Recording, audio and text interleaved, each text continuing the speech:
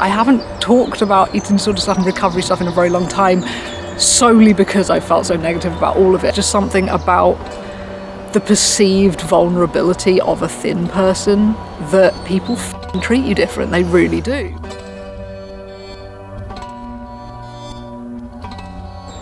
Well, hello you wonderful humans of the internet, and welcome to the first time I've been out and about making videos in a public place in a really long time, but it was such a nice day. I couldn't not come to my favourite little tree in the graveyard. It's just so nice here, and look at the sky, it's so blue. It's so blue. The sky is never blue around here, so I thought I would try and film this video out here, but who knows, you never know when someone's going to sneak up behind you and make you go ah, so we'll see.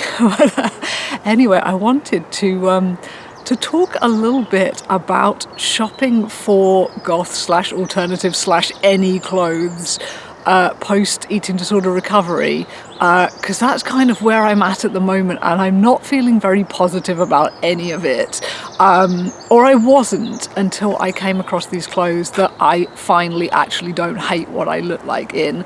So that's been a huge thing, and I just wanted to share it a little bit because I haven't talked about eating disorder stuff and recovery stuff in a very long time, solely because I felt so negative about all of it, that whenever I've tried, it's just been so completely negative. I was like, you can't post that is too depressing to post, you can't post that. So I kind of had to wait till I had something a bit more positive to say, because obviously while I think being truthful about the fact that recovery can suck is, like, it needs to be out there, honestly, because I think you can feel like, why am I having such a hard time with this if everyone else is like, oh, I'm so positive. Also, there's the fact that most people, and I'm just as guilty of this as anyone else, but most people talking about ED recovery, they're in the very early stages. You notice this, so they're still skinny, right? So they're still quite happy to be like, yeah, look at me, here's my body, and here's what I'm doing, and here's what I'm eating in a day, because it's loads of food, but I'm really skinny still. And you know, this is the stage of ED recovery that everyone talks about.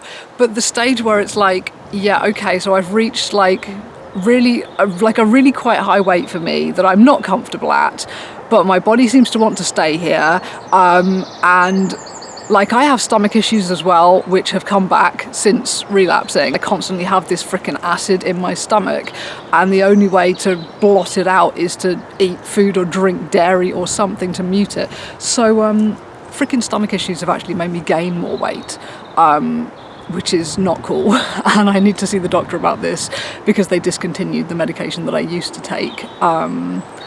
And because it was cancerous. Oh dear, I was on it for about 5 years. But yeah, so now I've got no meds, but I need to see if there are like other meds that exist. But anyway, yeah, you just get to this stage where you're not very comfortable with yourself, basically. And probably in my case, if it wasn't for the stomach issues, I probably would have relapsed by now. But because not eating is suddenly extremely painful, it's like, that's not an option. So you just have to deal with it, and that I don't enjoy. I don't enjoy at all. But I have realised that a large part of the problem was that I had not bought myself any more clothes. So, and I bought myself a lot of clothes when I was relapsed. Like, I finally felt comfortable in my body for the first time in quite a long time, and it was like, oh my god, I feel like myself again, I'm going to buy all these clothes. So I've got all these clothes now that don't fit me at all, and obviously that's really depressing. You know, you go to get dressed every day and it's like, okay, this doesn't, how does this not fit? This was loose on me before, how does this not fit? And it's just crushingly depressing. So I decided to finally actually go shopping, because I think I've been putting off shopping for new clothes because I've kept thinking like, well, maybe my kind of set point will settle and I'll drop a little bit, or I'll manage to find some new stomach medication and I'll lose a bit of weight and I'll be back in my old clothes. And it's like, dude, even if that's going to be the case, you have to be wearing something that you're comfortable in the present, or you're just going to go mad. So I ended up going shopping for Killstar stuff just before Resistance Festival, because I was like, I have nothing to wear. I tried on all my clubbing outfits and I was like, are you kidding? No, I can't. I am not comfortable in my pretty much nude clubbing outfits that I have. I was like, I can't do this. So I went to Killstar and I bought a lot of baggy, oversized stuff. So without further rambling and waffling, I guess I will show you some of the things that I have found that have actually made me happy and comfortable. So the first one, I guess, is this top that I'm wearing under here is this wonderful, like, I think it's called the cheekbone top. I can't remember, but it's got like bones on it. And I thought this was going to be a sweater when I bought it. It turns out it's actually made of mesh. It's this really fine mesh stuff. So that does mean that it's a little bit see-through, which could be an issue and is a little bit self-conscious making, but it's quite kind of black dense mesh, so you don't see like a lot of view through it. So I'm fairly comfortable wearing it just with like nipple crosses or like a little white kind of tank top underneath or something. But I like that because it's so big and baggy and oversized, and I love it so much. The trousers I've got it with, I just got off Amazon. I just put in, I don't know, tech wear or goth clothing or something, and it came up, and I love these trousers. I'm wearing them right now, and they've got huge pockets, but they've also got zip pockets, and they were so useful for going to resistance. I could fit my phone in my pocket, so I could just take pictures and stuff like really easily, which, you know, if you're used to a lot of club wear, like, it's just not practical. So I had my phone, I had like my earplugs in the zip pocket. It was super useful, these trousers, so I love them. And yeah, I really like how gender neutral this outfit is too. That I guess has been the other thing, that finding gender neutral looks or masculine looks at a higher weight I have found really difficult, because of the fact that my way of trying to present masculine generally involves being topless, because like my total lack of tits is my most masculine attribute. So I try and play that up, but now it's like, if I do that I have to show my stomach, and my stomach is not at a place where I want anyone seeing it right now. So it's like, what do I wear that looks fairly masculine? I don't know. And the answer to that has been big, baggy, oversized things is what I'm going with. And I just really like the long cut of this top so much. And you can throw a t-shirt over the top of it too, which I really like. That was how I wore it on the second night of Resistance, was just with a t-shirt over the top of it. And that was when I got the most compliments on my outfit, actually. I wore basically the same thing the first day, just without the t-shirt over the top. And the second night I got lots of compliments, so that was quite nice.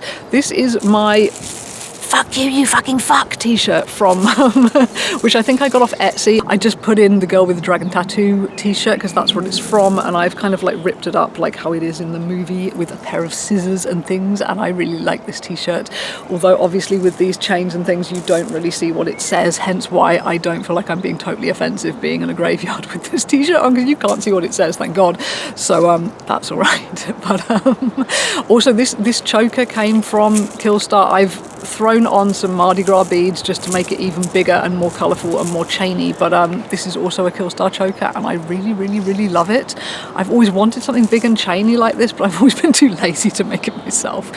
So and yeah, but this t-shirt, they also make this big baggy top in pink, and I don't like it as much, but I bought it anyway because I just love how comfortable this is. The mesh on this is so cool, like it just literally cool, as every time the wind blows you get this cold material blasting against you, and I think it's going to be amazing for the summer. So I was like, fuck it, I'll get the pink one as well. And the pink one with like a little leather jacket over the top looks quite cool, but mostly this pink one I think I'm going to use as pajamas in summer because it's just so comfortable and just so airy, and I suppose if I wear a t-shirt over the top of it, it won't look so much like pink blancmange. What else did I buy? Oh yeah, I bought a spiderweb top that's also nice and big and baggy. Again, it's a little bit meshy. That problem is there a little bit, and it's a much warmer mesh. It's not going to be good for summer, but I like it a lot with the spider webs, and you can throw over the top of it this velvet dress they also do.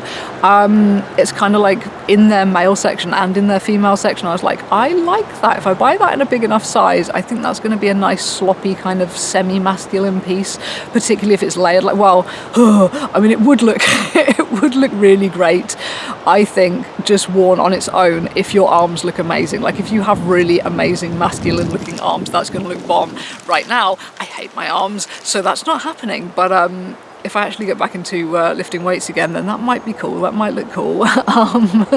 So that's an outfit I really like. And then the other pair of trousers I bought recently, again just off Amazon, were these ridiculous harem pant things that have a crotch practically right down to the ground, and they are so comfortable. Again, I bought them thinking these will be so nice for traveling to Resistance. They'll be nice for like sleeping at Resistance. I can use them for pajamas, I can use them for traveling, I can use them for everything. And they're so ridiculous. You can't tell what size and shape you are underneath these trousers, and I kind of like that. That is kind of my vibe at the moment, is just vast amorphous lumps of clothing, so you can't really see me underneath, but hopefully amorphous lumps that are kind of cut in quite an elegant, interesting way, so there's a bit of a gender neutral thing going on there. That's what I'm trying to go for with these outfits, basically, until I hopefully get some stomach meds, hopefully I'm able to like not have to stuff myself constantly just to stop my stomach hurting, and then I'm hoping I will get back down to a weight that I'm semi-comfortable with, at least. Like, that's kind of my hope. But I'm equally at that point where I'm like, yeah, it might not happen, because I have tried one of the replacement stomach meds, and it made me feel so sick for like 72 hours. I was like, no! So it may be that there's no medication left that is not cancerous that I can take. So it might just be that I have to deal with being at this weight for the rest of my life, and who knows. Ugh, horrible thought. So yeah, it is a weird stage of recovery where, you know, you're basically cooked in terms of physical stuff, and everyone sees you as recovered. Like, you know, you get the comments being like, oh, you know, you look so healthy, and it's nice to see you looking so healthy and happy. And it's like, I'm not healthy. I'm so out of shape right now. I gained the weight too quickly. I've been sitting on my ass, so I haven't like put on the musculature necessary to have this much weight. Hence and therefore, I'm horrendously out of shape. You know, hills that I could just climb up really easily when I was at my lowest weight, well, you know, with a bit of dizziness and a bit of heart palpitations and all of that, but I got there. And now I'm just like, just exhausted and wheezy and like muscle achy, and it's just, I don't have the musculature necessary to be at this weight right now, because I didn't work out while gaining it. So no, I'm not healthy. I'm fucking not happy, and with my weight at least. So people see this stuff, and they, you know, you look more solid, and therefore people assume that everything is more solid in your life, and that you're completely indestructible, and you're over it now. And it's like, dude, even if I was actually doing really well in recovery, please realise that the person you're looking at who has just thrown away their addiction or their ED or whatever you want to call it, they've just got rid of their coping mechanism, and they may not have developed a new one yet. So actually they're really at quite a shaky point, even if they look like they're doing well. And this is the really shit thing with ED recovery, I think, is that you do look better to everyone, like almost instantly. You get the comments about how much healthier and happier you look, and you get the assumptions, because, you know, we do read so much stuff. Sorry, my nose is running. We read so much stuff from people kind of subconsciously, don't we? You know, with gender is one of those things that it's very hard, I find, to gender people correctly when they don't look like the stereotype of that gender. Like, I think that's something that a lot of non-binary people pretend they don't have an issue with, but realistically it takes mental gymnastics. And I think it's the same with like health, visible health in eating disorders, that you see someone getting more solid looking and less frail looking, and you just assume, oh yeah, everything's going great, they must be doing fine because they look fine. And that's one of the things that leads people to EDs in the first place, I think, is wanting to look how you feel on the inside, on the outside, so people can see, look, I am damaged and vulnerable and suffering, and you can see it on the outside, and hopefully you get treated accordingly. Whereas if you look solid, people assume that they can just dump all the shit on you all the time, when actually you are broken inside. It's quite difficult, and that's one of the reasons that people get into EDs, and one of the reasons that people take it so far. Like, you've got the people who with an ED, they want to look just slim, they want to look like a model, they want to look slim, and then you get the people with EDs who want to look like really sick, you know, they want to look visibly sick. And it's not like a vanity thing, it's I need people to see on the outside how fucking destroyed I am on the inside. I think anyway, for a lot of people, you can't generalize these things and what they're really about, but for a lot of people I do think that's what it's about. And so when you lose that and you suddenly start looking stocky and solid and all of these other things that people chuck around and say to you, then people don't see that. People I don't know, and I don't know, there's just something about the perceived vulnerability of a thin person that people fucking treat you different. They really do.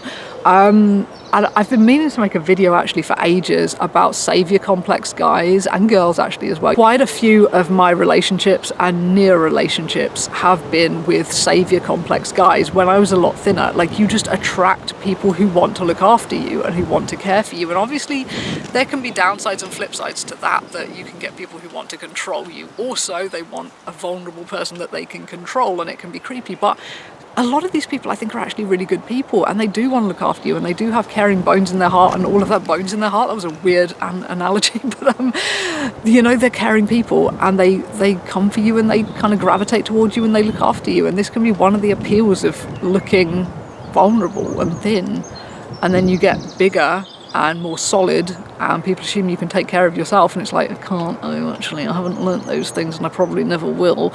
And so it's like a constant cognitive dissonance, you know, when you're looking in the mirror and when you're treated certain ways by certain people. It's not right for you, and it doesn't fit, and the whole world just doesn't seem to fit when you're at certain weights. That's how I feel at the moment, really. But anyway, this is a bit of a waffle. This is a bit of a waffle. I wanted to show you some clothes, but I also wanted to have a bit of a waffle about this that was, I mean, this is a bit of a negative video, I guess, but equally there's but I feel actually quite good in these clothes, so I have clothes to wear, and I'm not like too horrified by myself to go out and do things, you know, if there was anything to go out and do. Birmingham is so dead right now, but so it's not wholly unpositive, I guess, but yeah, it's a bit negative. But I feel like I say, I feel like it needs talking about, that recovery is not all rainbows and shitting butterflies. It's you know, there is this stage where people assume you're over it, and that you must be over it by now, and if you're struggling in any way, it's not believable to people, because how can you be dealing with an ED when you're not super skinny? And even people who know that this is bullshit, that only what is it, like between 2 and 6% or something of ED people are visibly underweight.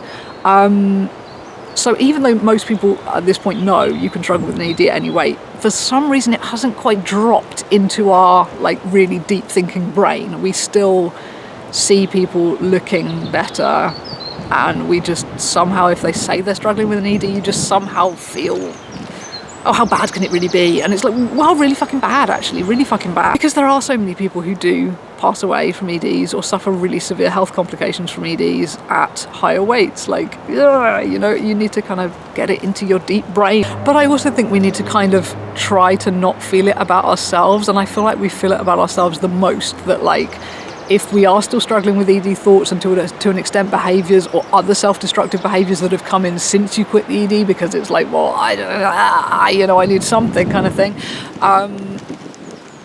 You do have to kind of allow for yourself to be struggling with these things, and to still think of yourself as ill with these things, even if you're at a more solid weight. Because if you can't like admit that stuff to yourself, then you're not going to be able to say it to anyone who comes at you going, oh, I'm so glad you're doing so well, oh, everything's great. And if you need that person to know that things are not great, you need to be able to advocate for yourself. And if you in your own head are like, well, you can't be that fucking sick, can you, because you look like that, you know, it's not going to come out when it needs to. When you need to advocate for yourself, it's not going to come out of your mouth. So I think realigning your own thinking is quite important. So anyway, I guess I will end this waffle here. Hopefully this waffle has been, for one, audible, because the wind has been blowing like crazy, so I don't know if you can hear any of this, but hopefully this waffle has been maybe a little bit useful. And if you have any sound bites of advice or waffles of advice, please drop them below, and I'm going to shut up and go for a bit of a walk around the nice sunny cemetery. Hey, I'm actually freezing my tits off right now. This mesh top, like I say, it's really, really, really cool mesh. It's not sweaty mesh, it's very cool mesh, and the wind is blowing and it's freezing, but nonetheless, it's a very nice day, so I'm going to go and enjoy it. Hope you're having a nice day too. Out. Bye bye.